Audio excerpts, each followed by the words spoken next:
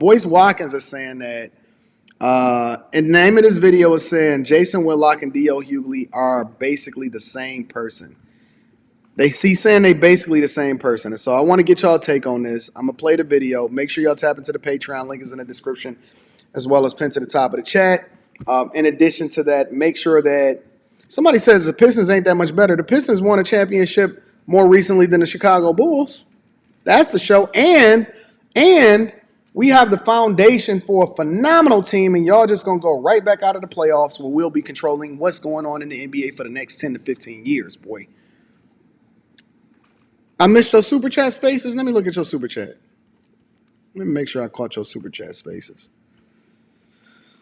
I'm pretty sure I didn't miss your super chat spaces. I don't want to miss nobody's super chat. Spaces, my guy, said for that sermon last night, F them kids, hashtag bag chasers. All right, I did miss it, but I went back and caught it, though. So shout out to Spaces. I want to get into this Boyce Watkins conversation. Let's see what he had to say. Thank you, everybody that's holding me down. Let's get it, y'all. Everybody, what's going on? I hope you guys are having a good day. I hope you guys can hear me okay. I was coming in for a second because I saw D.L. Hughley. I guess he was one of the guest hosts for Trevor Noah the other day on Comedy Central. And I think D.L. is, he's a good professional comedian and everything else. And I hope he gets that opportunity, and good for him. But I saw that he did a segment. I didn't watch the whole thing, to be honest with you, but I did see where he did a segment about Jason Whitlock and Jason Whitlock's comments. His really, I think, problematic comments about the killing of Tyree Nichols and single mothers, the baby mama culture in the black community. Right now, on one hand, I don't agree with what Jason had to say. I know DL and Jason. I know them both. I've talked to them both on the phone several times. So we just gotta all know each other in passing. And but at the same time, I think these guys are smart enough and strong enough where they can receive critique, because I'm sure they would critique me. DL did a whole video about me maybe about a couple months ago, and I receive it. It's fine. It's life. That's what people do. But here's the thing, right? I am not. Hold on. Wait a minute. Friends don't do negative critiques on friends, and he is not your friend, Boyce Watkins. Friends don't do negative critiques on friends online. They do it to him in person. And so I don't think that he's your friend, Boyce Watkins, at all. But that's just my personal opinion. Let's continue with it. Let's keep it rocking. So DL, let me give you the context, and then I'll kind of give you and I'm reading super chats, why I'm even sharing this point of view. So DL did a segment where he's basically calling out Jason Whitlock for his unfortunate comments about single mothers and connecting it to the Tyree Nichols killing and all that, which really is just kind of it's Jason kind of being Jason. Jason's a little bit too. Some people are saying, why is he talking so fast? Because I sped it up to 1.5 times so that we can actually try to get through the video in a reasonable amount of time and we're not bored to death. A little bit too raw in his comments sometimes, and sometimes it's a little too black and white for him. I don't know if he is always open to other points of view, and so he deserves to be criticized for that, especially in terms of how that comment was taken. You can't look at the Tyree Nichols situation and say, well, it's because we have so many single mothers. Another way to say that actually would be to say that we have a lot of absent fathers, right? People talk all day about single mothers, but don't talk much about absent fathers, and I think that all comes together. But it doesn't mean that the men are solely responsible for the epidemic. It doesn't mean the women are solely responsible, because two people make a baby together. It's two people doing this together, not one person. Now. And this is where he's wrong. And we had this conversation on the Lapeef Let's Talk show last night. And again, I'm going to read y'all super chats throughout the show. This is where he's wrong, because let's just say hypothetically. Let's say hypothetically for the sake of conversation, because we also have to factor in feminism. And Ali actually had this conversation also. Let's say hypothetically that let's say 95% of the men in the world, right? But we're going to say the black community specifically. Let's say 95% of the men, because most men are good men. Most men have good jobs. Most men don't have kids out of wedlock. That is a fact. That is not my opinion. That is a fact. Most men are very, very much on the up and up, and they just not as visible and don't have platforms to be able to express themselves. And that's why I'm here, in order to stand up for them, right? But let's just say, for example, most men are moving in their purpose and doing what they're supposed to do.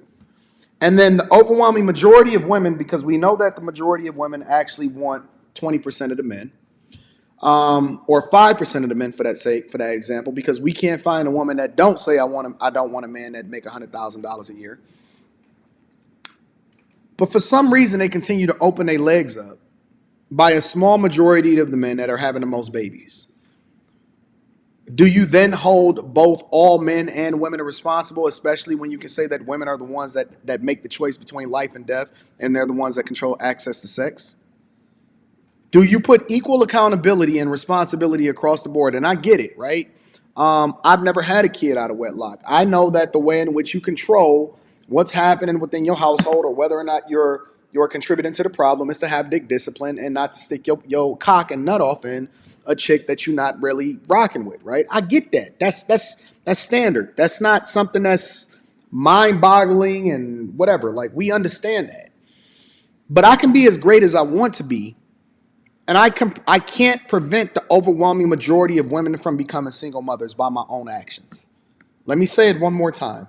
I can be as disciplined as I want to be. My brothers are disciplined. My father was disciplined. My uncles are disciplined. The different people that are in my circle, all of the married men that I know, for all I know, are disciplined.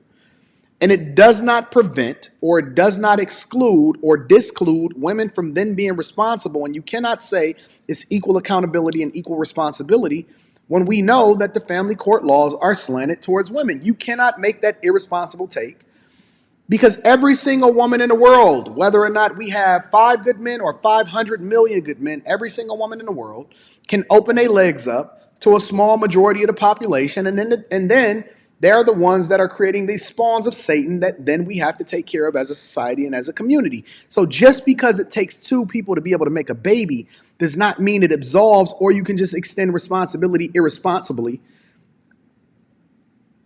to both parties equally. It is a bad argument, and it is a lazy argument, and it is an argument that is rooted in so many different falsehoods. It's an argument that's rooted in feminism, and it's an argument that is not really extending responsibility across the board equally. It's not. You cannot give this lazy take, because it is a very, very bad narrative that we continue to spew. And it's only to absolve other people of the true responsibility that they're supposed to have, because then women can say, well, it would take 2 to make a baby.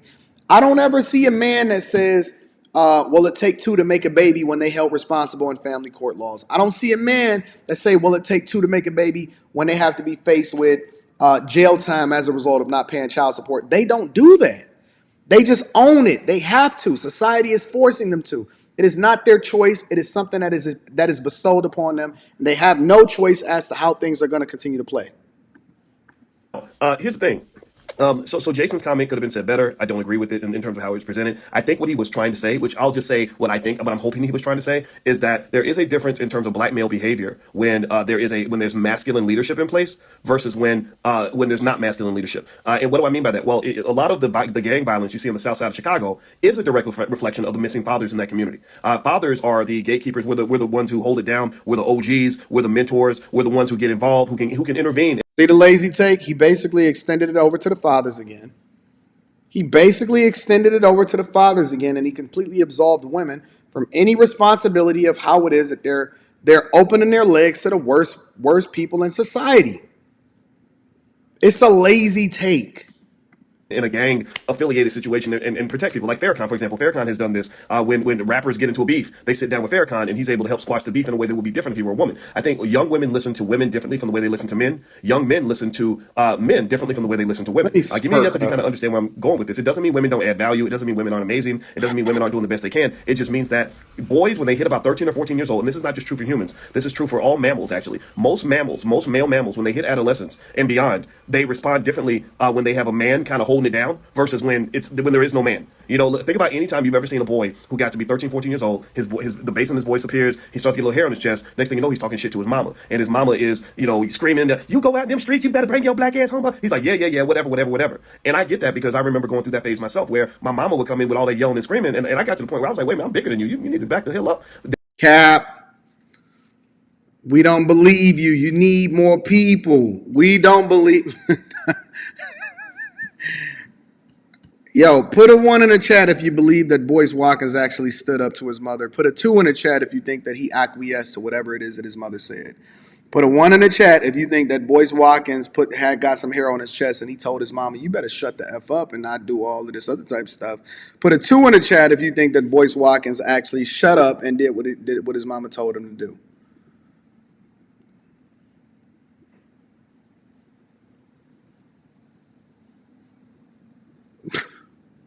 The only thing that stopped that was my father's presence. My father was a police officer, and when I got too out of pocket, my father toned me down. It was my father who did that, right? And I really wish people would understand this and stop acting like fathers don't matter. So I'm hoping that's what Jason was trying to say. He said it badly. He deserves to be criticized for his comment. He's a strong guy. He can take criticism. Now, another strong guy who can also take criticism is DL Hughley. DL, he did a segment on the Trevor Noah show where he was kind of, going after Jason Whitlock or whatever. And again, this is feeding more into all the black on black stuff, I right? see y'all Now, with I the will, I twos will in talk. the chat. I see y'all with the twos in the chat. Let me read some of the super chats. Aaron says, AD is the Boyce Watkins of sports. And music takes. No, my sports and music takes are 10 times better than my money takes. My sports and music takes are 10 times better than my money takes. Let me say that again. Like I'm Umar Johnson. My sports and music takes are 10 times better than my money takes. Big Podcast says why he got a cop 20 pleas before saying what he wants to say. Shout out to you for the 5 ball. Sir Shad says Boyce has to simp. He waited 20 years for his wife. We're gonna let him breathe off that. We're just gonna attack the argument. We're not gonna attack the person. Thank y'all for the super chats. I appreciate y'all. Talk crazy about black people to other black people, right? Not talk crazy, but I'll be critical or whatever, right? Like I'll talk to you guys about Whitlock and DL because there's a nuanced conversation. Neither one of these guys are complete assets. Neither one of these guys are complete liabilities. But you can say the same thing about me. A lot of people will say the same thing about me. We But do. you will never see me go on the Trevor Noah show in front of a bunch of white people and sit around and talk shit about black people. I just won't do that. If I go in front of a bunch of white people, you know what I'm gonna do? I'm gonna talk shit about white people. If I go in front of a crowd full of white people, I'm gonna be like, here's what y'all need to fix. Here's what y'all need to change. No, yeah. We got this black guy over here that I disagree with, but right now that's my brother because right now we put on a unified front because the real enemy is the shit y'all are doing to even create the cage that's causing us to want to take each other out. That's what I would be doing, right? So believe me, I would not be on the Trevor Noah show or any other white show sitting So it's white people's fault now. All right, got it. around talking shit about a black person. That's just not fun for me. That's a waste of energy. That's not my real adversary, but that's the game. They pin us against each other. They say, oh, well, here's a Negro that's a Democrat. Let's get a Negro that's a Republican. And let's let them fight it out. Like Chicken George fighting with the other slave from the other plantation. It's going to be entertaining, y'all. I'm not here for your goddamn entertainment. I'm just not. I'm not here for your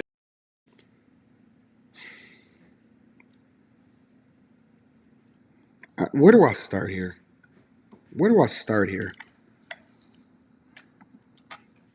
Let me let it play a little bit more.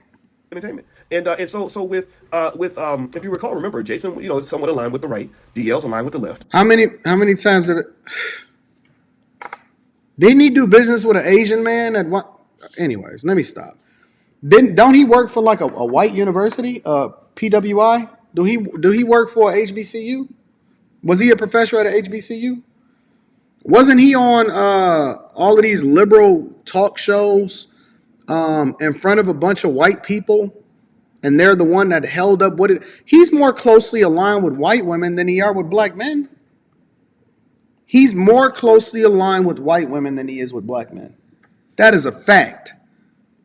The feminist movement was largely to undermine what was going on with civil rights and black people in a general sense, and that's why got to be smarter than this. DL goes on this white show and he decides Jason, for whatever reason, is one of the biggest problems in the black community. When I personally think that the racial wealth gap is one of the biggest problems in the black community. I personally think that a government that doesn't give a shit about you is one of the greater problems in the black community. I personally think that white-owned racist media in hip-hop, where they're promoting a death culture to young black men, I think that's a bigger problem than Jason Whitlock. Just my 2 cents. I see Jason, and when he's at his best, I see him as an asset because he believes in fatherhood. I see DL when he's at his best as an asset, when it comes to like a guy who's smart, who's trying to do the right thing. I don't agree. And that's where me and Jason Whitlock had divided, right? It was a couple different issues. The take that he had, because I didn't believe that it had anything as far as relevancy to the specific case with Tyree Nichols. That was one. We had that conversation. And at the end of the conversation, if you go back and you look at the dialogue between me and Jason Whitlock, and he was saying that family was the biggest purpose. And I said, no, a man doing what it is that he's supposed to do based off of the God-given the God-given requirements or what the task is that God has given that man is the purpose and the woman is a helpmeet. All right. And so that's where we divided. And ironically enough, as you're seeing happen right on this show, and thank y'all for the super chats. Make sure y'all tap into the Patreon. Link is in the description as well as pinned to the top of the chat. And make sure y'all tap into the Alpha Juice Company. As you're seeing espoused right here before us, the very thing that I actually disagreed with Jason Whitlock about is the very thing that Boyce Watkins agrees with Jason Whitlock about. Did I mention Boyce Watkins during that exchange? Do you remember whether or not I mentioned Boyce Watkins during that exchange? Thank y'all for the super chats. I'm going to read them throughout the show. No, I mentioned Dwayne Wade and Magic Johnson. I mentioned Dwayne Wade and Magic Johnson. I didn't mention Boyce Watkins. I wish I'd have brought him up. I agree with everything DL does, though. I think DL, unfortunately, he's a puppet for the Democrats. Everything he says is, well, everybody got to go get that. Family is not the most important thing as far as at the top of the totem pole for what men should be doing in their life. I'm going to say it again. Family is not the most important objective for a man, because then that would mean that we're prioritizing women over our purpose. It's not our requirement to prioritize women. It is our requirement to prioritize our purpose, and then women fall under that. And that's why you see so many simps and men that can't substantiate what it is that they do. And they so easily controlled by women because they've made women and family. That's where you get that happy wife, happy life bullcrap from, as the primary purpose. That is not the primary purpose. That is how women control you. It is not the number one objective for a man. That is the number one objective for a woman. And any man that says that family is the number one objective for a man obviously is thinking from a woman's perspective, or they have to be a woman, because they couldn't understand possibly what it takes in order to be the man. Men fight wars. Men defend their country. Men build infrastructure. Men invent things. Men do things that women are unable to do and unwilling to do, even when we have equal rights and all of these jobs in which women can then apply for. Men do the things. Let me tell you what the true measure of a man is. Shout out to my uncle and my former pastor, Rod Harris. The true measure of a man is doing the thing you don't want to do when you don't want to do it. The true measure of a man is doing the thing you don't want to do when you don't want to do it. The thing that I see men say all the time is that they do want families. They don't have a problem with doing that as long as they're not being misused by a woman. The thing that they don't want to have to do every day is go and stand out there in the cold and defend their country like they over there doing in Ukraine. They don't want to go out there in the cold and defend their country like they have to do over there in Ukraine. They don't want to have to build these infrastructure projects. They don't want to have to die on a job. They don't want to be in those coal mines. They don't want to be fighting wars. They don't want to be dying on the front line so that you can have your freedom and protect your country. That's what they don't want to do, but they do what they have to do when they don't want to do it, because that is the true purpose and the measure of a man.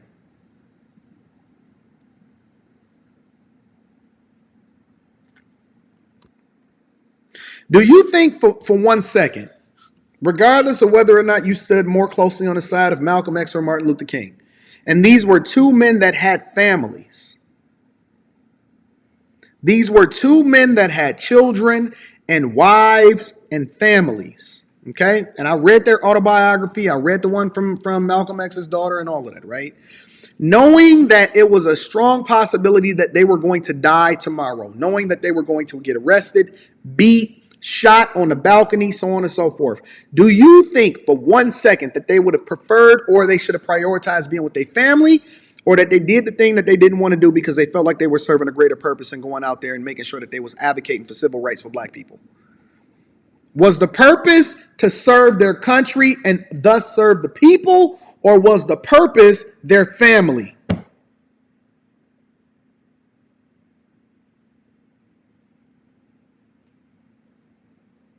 And then it's funny because then people will conflate arguments, and it's so easy for people to get distracted from what the message is. If we're talking about relationships, then I'm going to talk about how within a relationship that I then prioritize how it is that my wife is saying and doing things, because the best version of her, and when she's in a good space, it means that she adds a lot of value to me. But it does not remove me from prioritizing what my purpose is. Two things can be true at the same time. It could be one, and then it could be two. But it doesn't mean that I'm not going to put effort into two just because one is the number one priority. My wife is the priority over my daughter, right? I am the priority over my wife. Does that mean that my daughter is not a priority also, or does it mean that my wife is the number one priority when it comes to our household? And this is why y'all need to pray for understanding. You need to pray to get out of your own way so that you can truly understand the message that's being communicated. Two things can be true at the same time. You can be a good person to your wife while also prioritizing them and having your number one priority being the work that you do. Because if it wasn't my work, then I wouldn't be going outside every day in order to earn resources. I would be sitting under her all day. I would work my 40 hours and then I would come home. I wouldn't be building. I wouldn't be pouring into y'all. I wouldn't be making sure that I'm meeting y'all in every other city at my own expense. I wouldn't be investing in y'all businesses with nothing in return. My purpose is to leave this earth in a better space had I not been here. My family is the added benefit that comes along with that. Two things can be true at the same time. When we talk about relationships, I'm going to prioritize that as a part of the conversation. When we're talking about money and men's purpose, that's a completely different conversation. And this is why you don't have conversations with women, because they're incapable of understanding how to look at it from a man's perspective, because the only thing that they lean into is how it is that they feel, not what's logical. They can't parse through logic the same way that men parse through it, which means that they can't do the same things that men do because they can't see the same way that men see, because you're not capable of it. And that's why God made you a woman and me a man. Jesus. God bless these people. Let's continue.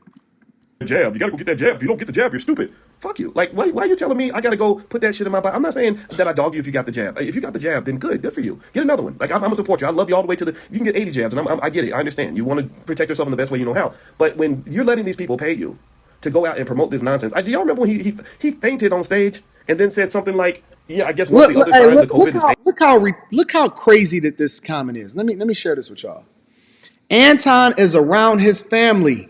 Don't listen to him. Most dudes driving trucks while kids out robbing banks. It's the dumbest thing that I've ever heard in my life. I know that this person is not a bag chaser. It's impossible. It's impossible. Impossible. Look how much of an oxymoron that this is.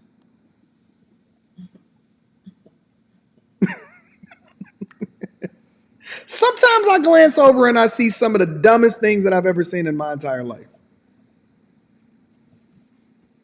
Jesus Christ. This is impossible. 19 on stage. I'm honestly, you know what? I weep. I weep sometimes. Because sometimes I wake up in the morning and I'm invigorated in order to pour into people. And then sometimes I'll be thinking to myself, it's no hope for us. As a collective, we got to just go ahead and just go our own way. And it's some of us that's going to make it and some of us is not. It's no hope for us. It's no hope for our community and our culture, because even when you got a person that is practically fucking perfect, giving you the blueprint on what success looks like and a mindset in order to do so, you will have people fighting back while they sitting in their mama's basement playing Nintendo every day.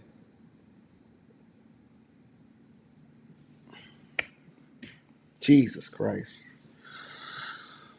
Oh. Something like he tied it back into COVID and jabs and all that, and I'm like, dude, you just fainted. You probably fainted because you're old. Like, don't you smoke? Like, do you smoke cigarettes? Like, what are you talking about? Like, you can have diabetes or something. Like, why are you trying to make this a political conversation? Remember, and the thing is that you're ignoring vital information that people are paying attention to. Remember, Mark Lamont Hill, again, another guy running around promoting this jab. This man had a heart attack at the age of 38. Do y'all understand me? Do y'all hear what I'm saying right now? This man had a heart attack at 38. And he is the only 38-year-old black man I know that had a heart attack recently in the last. What is he talking about?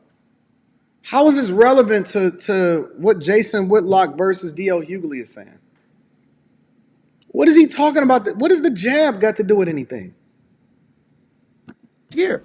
Are y'all just so stuck on stupid with this Democrat-Republican nonsense that you can't see simple facts in front of you? I'm not saying that it's wrong to get the jab or right to get the jab. I'm saying that there needs to be a deeper conversation that goes beyond just, well, Dr. Fauci told me to say it, so I was just going to go repeat it because Master Biden told me to repeat this talking points and these messages, y'all. Get out of here, man. It's crazy to me. So my point on all this is to say that DL and Jason Whitlock are kind of the same guy. They are. I mean, and DL and Jason, if you're watching this, like, you can call me. Like, I'm a man. Like, you can call me and say, boys, I didn't like what you had to say. And I'm going to be like, okay, let me hear your perspective. I will listen to you. I will respect you. I will have that conversation. How are they the same guy? Let me just take a quick pause and read some of these super chats.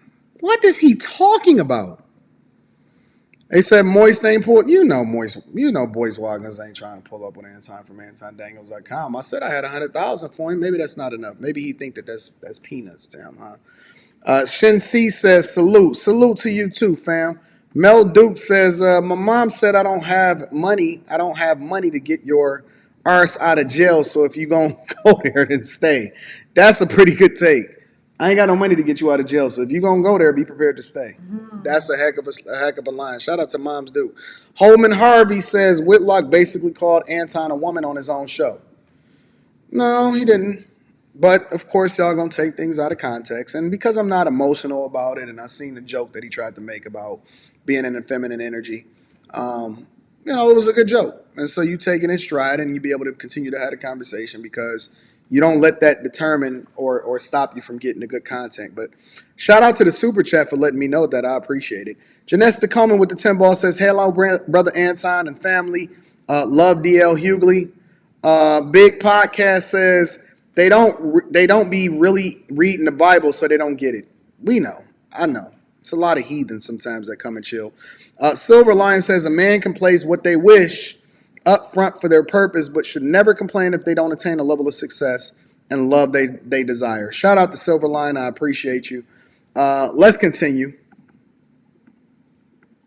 With you. I have nothing against you. I've talked to these guys on the phone before. Each time it was a good conversation. Jason called me when I was in Guyana, and he called me again a couple times later. I was on his show. DL has reached out. I saw DL when I went to Willie D. Willie D is one of my best buddies. He was in my wedding, and Willie D had an event. DL was hosting. DL did a great job because DL is a good comedian. But I stand by my basic point.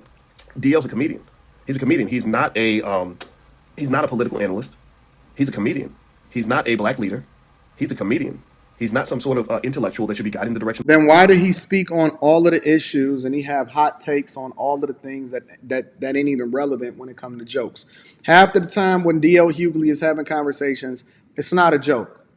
Now I understand what he does for a living. It's also rappers that do things for a living. They rap for a living, but they also have takes on how we should be moving as a society and as a community. And so I don't just look at DL Hughley as a comedian. I look at DL Hughley as a man that is influencing people to do things the wrong way. So I'm not just going to lean on that lazy take. I don't look at him as a comedian. In the black community, he is a comedian who is also too far in bed, getting screwed in the butt by the Democratic Party. Seriously, like he is a comedian who is like, I shouldn't have said that was mean. But somebody said, why did you call them? Because it's a public conversation. I don't care about these celebrities. I'd rather talk to you. Talking to you is more interesting to me than talking to famous people. It's really more so to say, I personally think that black people should be independent. I think the only route you can take on that's going to make any progress for you is you got to get out of the Democrat-Republican conversation. You got to, in my view, if you want my political opinion, I think we should exit the building because you got liberals that are giving you a bunch of nonsense, promoting agendas that don't make any sense, and then you got conservatives that, if I don't really think the people on Fox News care about you like that. Like I just don't think they like you. I think you're. But are they right on the majority of their takes? It's not about whether or not you're Republican or conservative. You just said that the liberals are pushing something on you that you're not supposed to be having, and they got these agendas. And then his only takes is, but I don't think Republicans really care about you. You're a convenient ally. There's some areas where you might overlap. Like they tend to believe in, families and fatherhood and all that. So that's some of the stuff I'm like, okay, I can get with you on that. But then sometimes they get into a bunch of BS. Like they don't believe in taxing rich people. They protect rich people more than they protect anybody. So what the Republicans do is they use, Bible Belt dog whistle terminology to control the masses so they can do their number one job, which is to take care of the rich. And this is the dumb stuff that our parents tried to teach us wrongly, is that Republicans was for rich people and Democrats was for poor people. It's the biggest lie. Republicans is for removing the barriers that allow for you to either be able to rise or fall based off of your own hard work and merits. That's it. Conservative thinking is to have smaller government, less regulation, more opportunity, and then also to protect the freedoms of the United States of America and not making it available to any Tom, Dick, and Harry that just decide to cross over the border. From a very basic fundamental standpoint, that's what being conservative is separating church and state. It's leaning more heavily into, listen, you make your own rules, and if you can't abide by those rules, then you're going to have to go ahead and suffer for the consequences. There are no victim Olympics, and basically, however it is that your life turned out is as a result of your own actions, and we want to remove the government from making more decisions to determine how we should spend our tax dollars. That's the premise. That's the basic premise for being conservative and leaning more closely into the Republican Party. Protect our freedoms, protect our country. Don't let everybody in to be able to say and dictate how things go. We don't want to pay more taxes than we have to, and we don't want to make it unfair to where more rich people have to pay more based off of the hard work that they put in to be able to give to poor people or to give to people that's actually not putting in as much effort. That's the basic premise of it. There is no bias. There is no protect rich people. It's just that most people that do what they're supposed to do and work very hard are actually people that turn out to be rich. It's a difference. That's the difference. You work hard, you put in all of your effort, you pay your dues, and then as a result, you get rich from it. People that tend not to make excuses tend to be the ones that benefit the most. What I need y'all to understand, this is where my superpower emerges. I'm a financial guy. I can see how the money influences decision making. So the Democrats and the Republicans, they all do the same thing. The Republicans take care of rich conservatives. The Democrats take care of rich liberals. And the rest is just a bunch of banter that is carefully manipulated to make sure they get enough votes to allow them to pursue their agenda. Let me just say this. I've shown you guys the national debt clock in terms of how much money the government... I'm still trying to understand how they're the same person. How is Jason Whitlock and D.L. Hughley the same person? Your children and grandchildren are cursed with debt. The pandemic was handled very poorly. The Biden administration was just pouring money out there. They created an inflation problem. That's why your groceries are out of control. That's why the rent prices have gotten out of control. That's why people can't afford stuff now. It's because they were pumping money into the economy in a very irresponsible way, giving it to the wrong people, giving it to their rich buddies. In fact, they gave $5 billion to people that didn't even really have an adequate social security number. That's how uncareful they were, and now you got a big mess. That was all liberal policies, 100%. It was all liberal policies. A lot of the deficit and debt problems of the United States will be solved if they did one thing. If they did one thing, a lot of these problems will go away. You know what that is? All you got to do is tax the rich. That's Shaw King. This is supposed to be one of the most intelligent black thought leaders in our community that has a platform. This is supposed to be one of the most intelligent black thought leaders. And he has literally the exact same solution as the ones that he's saying is pushing an agenda, and that's Joe Biden. Elizabeth Warren, Joe Biden, AOC, they all say the same thing. Tax, tax, tax, more tax rich people. Tax, tax, the tax, tax. Never mind the fact that the government today is wildly inefficient. They don't even know how to manage what it is that they already getting. Just levy more taxes. Just tax more. He literally just went on this rant about how it is that we don't manage the resources effectively and how they giving out money unnecessarily as far as our tax dollars is going to places that it ain't even supposed to go. And his solution is the exact same thing that Elizabeth Warren, Joe Biden, and Bernie Sanders, feel the burn, is saying on all of these platforms, and it's tax the rich. Jesus Christ. This is y'all king? This lazy take is y'all king? Is this y'all king? Solve the deficit and the debt problem, the debt ceiling, by just taxing. Not even realizing that the middle class are the ones that get decimated when they continue to raise taxes. Not me, it be y'all. It's regular, everyday folks, and that's listen, the decimation of the middle class is coming at the behest of liberal policies. Every time you hear them say tax, you the one that's going to suffer from it, not me. I'm going to go buy another Rolex. I'm going to go get another property. Less than 1% of the population owns more than 90% of the real estate. Why do you think that that's happening? As we continue to elevate with our tax system, Jesus Christ. Tax the rich.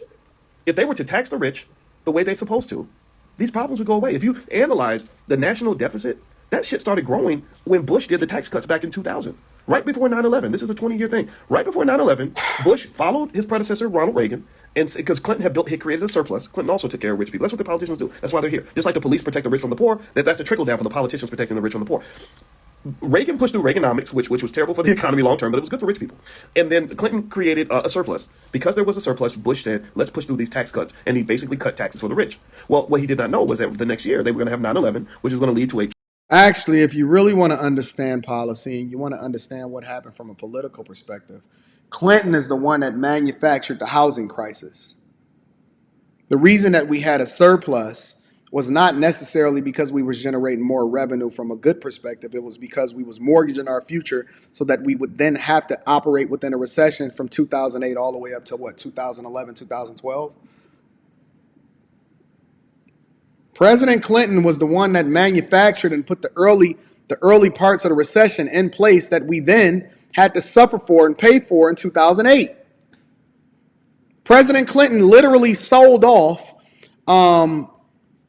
with all of the different agreements and opening up things for international trade and everything like that, as far as allowing for manufacturing to then come in and take the place. It was a lot of small oh man, God, don't even get me started of what really happened in the 90s.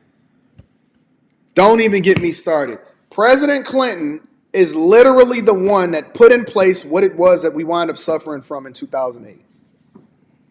And you know what else is going to happen? What you see happening today as far as the policies that's being implemented by President Biden, we're going to suffer. You're going to suffer from that 10 to 15 years from now. If you think the recession is what it is today, okay. You have no clue what it is that you're going to be facing in the future. And this is supposed to be our thought leaders, man. Jesus. $1 trillion spending spree on military equipment to go fight this fake war over in Iraq and Afghanistan.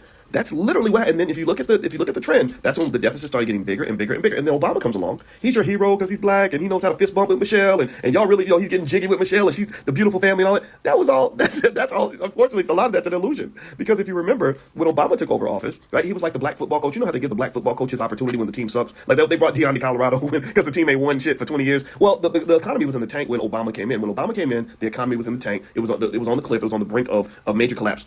Obama comes in and gets $750 billion, if I'm not mistaken, and gives that money straight to Wall Street. He did not go. Now remember, they could have went to Main Street. They could have went and helped people pay their mortgages. They could have did a lot of stuff with that money, but no, they gave that money to Goldman Sachs. This is a lazy take, and I just really don't have time to parse through it so that I can really break it down.